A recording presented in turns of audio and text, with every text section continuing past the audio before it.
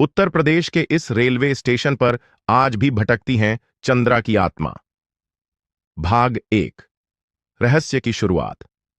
उत्तर प्रदेश के एक सुदूर गांव के पास स्थित है भानपुर रेलवे स्टेशन। यह स्टेशन अब भी चालू है, लेकिन स्थानीय लोग कहते हैं कि रात के बाद यहां कोई नहीं रुकता। लोग इस स्टेशन से दूर दूर रहते हैं, और अगर कोई रुक भी गया तो अगली सुबह वो या तो कुछ याद नहीं कर पाता या फिर मिलते ही नहीं। इस डर के पीछे है चंद्रा की आत्मा, जिसकी कहानी आज भी गांव वालों की जुबान पर है। कौन थी चंद्रा? चंद्रा एक सुंदर, पढ़ी लिखी और तेज तर्रार लड़की थी। वो अपने माँ बाप के साथ भानपुर गांव में रहती थी और रोजाना इसी स्टेशन से ट्रेन पकड़कर शहर पढ़ने जाती थी। उसकी हंसी में जादू था और आंखों में सपने। गांव के कई लड़के उससे शादी करना चाहते थे, पर चंद्रा अपने सपनों के लिए समर्पित थी। पर किस्मत को कुछ और ही मंजूर था। भाग 2। वह मनहूस रात एक बरसात की रात थी। मौसम अजीब रूप ले चुका था। बिजली कड़क रही थी और स्टेशन सुनसान था। चंद्रा अपने कॉलेज से देर रात घर लौट रही थी। ट्रेन देर से आई और स्टेशन पर सिवाय एक बूढ़े कुल्ली और एक अजनबी आदमी के कोई नहीं था। चंद्रा ने हमेशा की तरह स्टेशन से बाहर निकलने के लिए कदम बढ़ाए, लेकिन उस अजनबी ने उसे रोक लिया। इतनी रात को अकेले? उसकी आवाज में एक खौफनाक नरमी थी। चंद्रा घबरा गई, लेकिन वो उसे नजरअंदाज कर आगे बढ़ गई।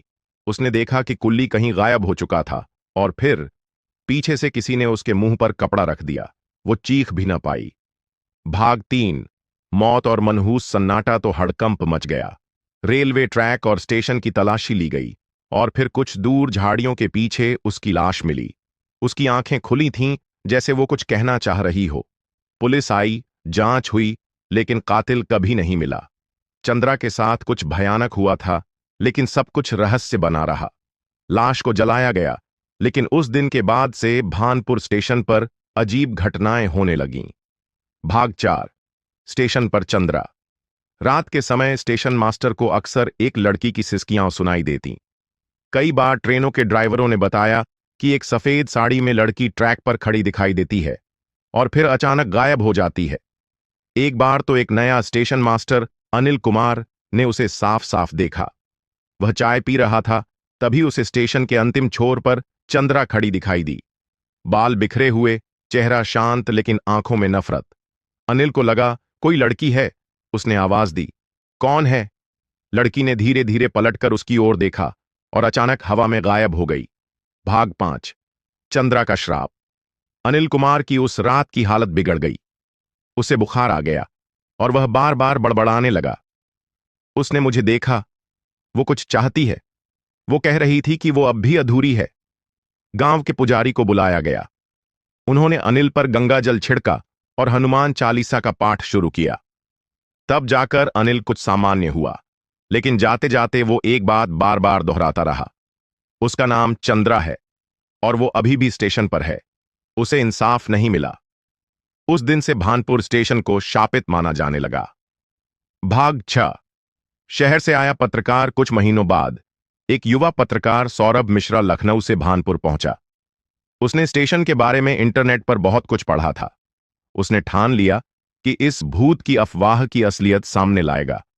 सौरभ ने गांव में रहकर लोगों से बात की, पुराने अखबार देखे और चंद्रा की फाइलें खंगालीं। वो जितना गहराई में जाता, उतना ही मामला डरावना होता गया।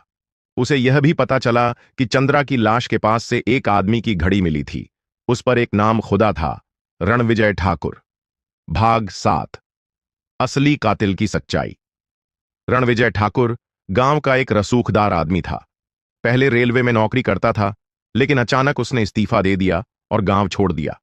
अफवाह थी कि चंद्रा ने उसकी छेड़छाड़ की शिकायत की थी, लेकिन पुलिस ने मामला दबा दिया। सौरभ को यकीन हो गया, चंद्रा के साथ वही हादसा हुआ था और रणविजय ही उसका कातिल था। लेकिन अब सवाल यह था कि रणविजय कहां है? गुप्त रूप से पता चला कि वह अब नेपाल बॉर्डर के पास एक छोटे कस्बे में छुपकर रह रहा है। भाग 8। भूत का बदला। सौरभ ने रणविजय को ट्रैक कर लिया और जाकर उसका सामना किया। जैसे ही रणविजय का नाम लिया गया, उसके चेहरे का रंग उड़ गया। उसने कांपते हुए कहा, वो हर रात मेरे सपने में आती है। वो कहती है कि वो मुझे ले जाएगी। अब बहुत हो गया। और उसी रात रणविजय की लाश उसके कमरे में पाई गई। चेहरा डर के मारे विकृत हो चुका था और दीवार पर खून से लिखा था, अब मैं शांत हूं। भाग 9। चंद्रा की आत्मा को मुक्ति। रणविजय की मौत के बाद भानपुर स्टेशन पर अजीब घटनाएं रुक गईं। अब वहां रात को कोई रोने की आवाज नहीं आती, ना ही ट्रैक पर सफेद साड़ी में कोई दिखता। गांव वालों ने चंद्रा की याद में एक छोटा सा मंदिर स्टेशन के पास बनवाया। कहते हैं कि अगर कोई सच्चे दिल से वहां दिया जलाता है तो चंद्रा की आत्मा मुस्कुराती है और उसे आशीर्वाद देती है। भाग 10। लेकिन अंत नहीं हुआ। हाल ही में एक नए रेलवे कर्मचारी विशाल ने रात को स्टेशन पर काम करते हुए देखा कि एक लड़की प्लेटफॉर्म नंबर 2 पर बैठी है। बाल बिखरे हुए, सफेद कपड़े, लेकिन आंखों में आंसू नहीं, सिर्फ एक गहरी शांति। जब विशाल ने नजदीक जाकर पूछा, मैडम, आप कौन हैं? लड़की ने धीरे से कहा, मैं चंद्रा नहीं हूं, अब किसी और की बारी है। भाग 11। नई आत्मा का उदय। जब नई रेलवे कर्मचारी विशाल ने उस लड़की से सुना, मैं चंद्रा नहीं हूं, अब किसी और की बारी है, तो उसकी रीढ़ की हड्डी तक सिहर गई। उसने इधर उधर देखा, लेकिन स्टेशन सुनसान था। न सीसीटीवी में कोई लड़की दिखी, न कोई टिकट कटा था उस वक्त। विशाल ने इसे महज थकावट का वहम मानकर खुद को समझाया, लेकिन 2 दिन बाद वही आवाज दोबारा सुनाई दी, अब मेरी बारी है। भाग 12। एक पुरानी आत्मा का खुलासा। स्टेशन मास्टर की पुरानी फाइलों में सौरभ मिश्रा ने पहले भी एक घटना पढ़ी थी। सन 1982 में रीमा नाम की एक लड़की इसी स्टेशन से लापता हो गई थी। उसका कोई सुराग नहीं मिला था। गांव में पूछताछ करने पर एक बूढ़ी औरत ने बताया, रीमा बहुत चुपचाप रहने वाली लड़की थी। उसे अक्सर अकेले स्टेशन पर घूमते देखा जाता था। किसी ने कहा था कि वो किसी भूतिया छाया से बातें करती है। क्या चंद्रा की आत्मा से पहले रीमा ही उस स्टेशन की पहली बलि थी? भाग 13। सौरभ की वापसी। सौरभ मिश्रा, जो अब एक फेमस पैरा जर्नलिस्ट बन चुका था, दोबारा भानपुर लौटा। इस बार उसके पास थे हाईटेक उपकरण, spirit box, night vision camera और ईवीपी रिकॉर्डर। रात 2 बजे उसने प्लेटफॉर्म नंबर 2 पर रिकॉर्डिंग शुरू की। कुछ देर शांत रहा, लेकिन फिर एक अस्पष्ट सी महिला की आवाज रिकॉर्ड हुई, चंद्रा चली गई, अब मैं यहां हूं, मुझे मत भूलो। ईवीपी में नाम साफ आया, रीमा। भाग 14। आत्माओं की कतार। सौरभ को समझ आ गया कि भानपुर स्टेशन सिर्फ चंद्रा की कहानी नहीं, बल्कि कई आत्माओं का शापित ठिकाना बन चुका है। हर पीढ़ी में एक नई लड़की शिकार बनती थी। जैसे ही एक आत्मा को मुक्ति मिलती, दूसरी सामने आ जाती। सौरभ ने गांव के पंडितों और साधुओं से संपर्क किया। एक पुराने तांत्रिक ने बताया, ये जमीन ही अपवित्र है, यहां कोई बहुत बड़ा यज्ञ अधूरा छोड़ा गया था और तब से यहां अधूरी आत्माएं फंसी हुई हैं। भाग 15। मुक्ति या मौत। तांत्रिक भैरवनाथ ने कहा कि आत्माओं को मोक्ष देने के लिए एक महायज्ञ करना होगा, लेकिन यह आसान नहीं। यदि यज्ञ करते समय आत्माएं जाग गईं तो सभी पर भारी संकट आ सकता है। फिर भी सौरभ, विशाल और गांव वालों ने ठान लिया कि अब इस स्टेशन को मुक्त करना ही होगा। यज्ञ शुरू हुआ। पूरा स्टेशन मंत्रों से गूंज उठा। हवन कुंड से उठता धुआं जैसे आत्माओं को भड़का रहा था। तभी प्लेटफॉर्म नंबर 2 से आवाज आई, हम अधूरे हैं, हमें मत भगाओ। धुएं में चेहरों की झलक मिलने लगी, रीमा, चंद्रा और कई अनजान महिलाएं। भाग 16। निर्णायक क्षण। यज्ञ करते करते अचानक भैरवनाथ बेहोश हो गए। हवा तेज हो गई, स्टेशन की लाइटें झपकने लगीं और प्लेटफॉर्म पर एक औरत प्रकट हुई। उसकी आंखों से खून बह रहा था। हमें धोखा मिला, इंसाफ नहीं, हम मुक्ति नहीं चाहते, हम बदला चाहते हैं। गांव वालों में हड़कंप मच गया। सौरभ ने आत्माओं से कहा, अगर हम तुम्हारे लिए न्याय की लड़ाई लड़ें तो क्या तुम मुक्त हो जाओगी? कुछ पल के सन्नाटे के बाद वही औरत बोली, लाओ हमें न्याय, वरना हर साल एक नई आत्मा यहीं बंधती रहेगी। भाग 17।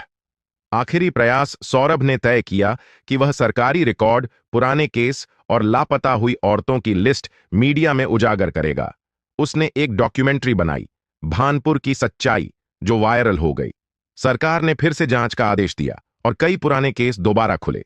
चंद्रा, रीमा और दर्जनों गुमनाम औरतों की कहानियां अब सबके सामने थीं। भाग 18। अंत या शुरुआत। यज्ञ दोबारा पूर्ण विधि से हुआ। स्टेशन पर 3 दिन तक दीप जलाए गए और आत्माओं को एक एक कर मोक्ष दिया गया। अब भानपुर स्टेशन फिर से सामान्य हो चुका है, लेकिन कुछ लोगों का कहना है अब भी जब रात को ट्रेन गुजरती है तो एक खिड़की पर कोई लड़की बैठी होती है, सफेद कपड़ों में, बाल खुले हुए, और ट्रेन की खिड़की से बाहर एक तक देखती रहती है। शायद अब किसी और की बारी है। बहुत अच्छा, अब कहानी को और गहराई में ले चलते हैं। भाग 19 से आगे। रहस्य कभी खत्म नहीं होता। भाग 19। स्टेशन की भूतियां। ट्रेन भानपुर स्टेशन भले ही शांत हो चुका था, लेकिन एक अफवाह धीरे धीरे गांव में फैलने लगी थी। रात 3:13 पर एक ट्रेन बिना नंबर की स्टेशन से गुजरती है। उसमें सवारियां नहीं, आत्माएं होती हैं।